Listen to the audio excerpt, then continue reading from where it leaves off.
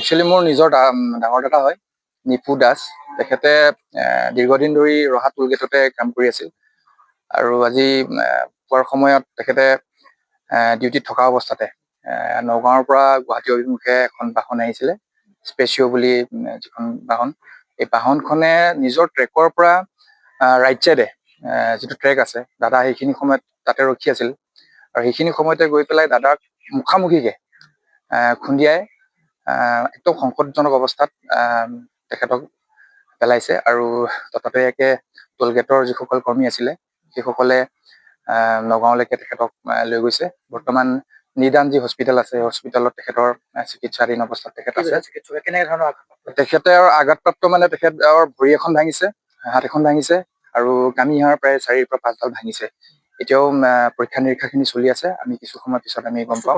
অস্ত্ৰোপচাৰৰ বাবে আমি ইতিমধ্যে আমিও আগবাঢ়িছো, ডক্টৰৰ পৰামৰ্শ দিছে অস্ত্ৰোপচাৰ কৰিব লাগিব বুলি। মুঠতে সংকটজনক অৱস্থাত তেখেত বৰ্তমান চিকিৎসাধীন।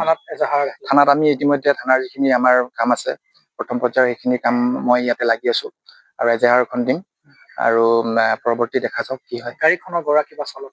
গাড়ীখনৰ গৰাকী আমি ইতিমধ্যে গম পাইছো, লখিমপুৰৰ কমল বৰা, আৰু তেখেতলোকো কিছু ক্ষতিগ্ৰস্ত হৈছে, আঘাতপ্ৰাপ্ত হৈছে। তেখেতলোকো আদিত্য হস্পিটেলত তেখেতলোক ভৰ্তি হৈছে বুলি গম পাইছো।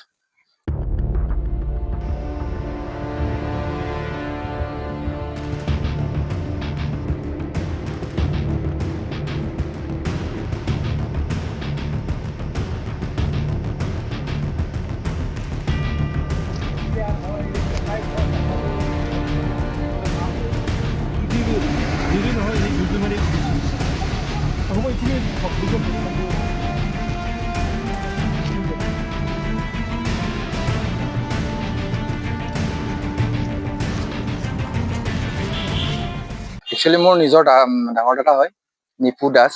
তেখেতে দীৰ্ঘদিন ধৰি ৰহা টোল গেটতে কাম কৰি আছিল আৰু আজি পুৱাৰ সময়ত তেখেতে ডিউটিত থকা অৱস্থাতে নগাঁৱৰ পৰা গুৱাহাটী অভিমুখে এখন বাহন আহিছিলে, স্পেচিঅ' বুলি যিখন বাহন।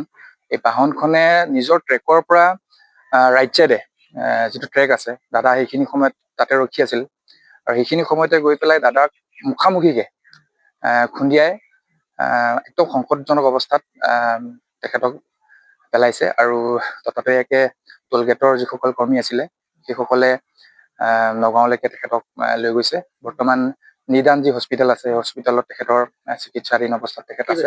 কেনেকে ধৰণৰ তেখেতে আঘাতপ্ৰাপ্ত মানে তেখেতৰ ভৰি এখন ভাঙিছে, হাত এখন ভাঙিছে আৰু কামিহাড় প্ৰায় 4ৰ পৰা 5ডাল ভাঙিছে। এতিয়াও পৰীক্ষা নিৰীক্ষাখিনি চলি আছে। আমি কিছু সময় পিছত আমি গম পাম। অস্ত্ৰোপচাৰৰ বাবে আমি ইতিমধ্যে আমিও আগবাঢ়িছো, ডক্টৰৰ পৰামৰ্শ দিছে অস্ত্ৰোপচাৰ কৰিব লাগিব বুলি। মুঠতে সংকটজনক অৱস্থাত তেখেত বৰ্তমান চিকিৎসাধীন। থানাত আমি ইতিমধ্যে থানাৰ যিখিনি আমাৰ কাম আছে, প্ৰথম পৰ্যায়ৰ সেইখিনি কাম মই ইয়াতে লাগি আছো আৰু এজাহাৰখন দিম আৰু পৰৱৰ্তী দেখা যাওক কি হয়। গাড়ীখনৰ গৰাকী বা চালক?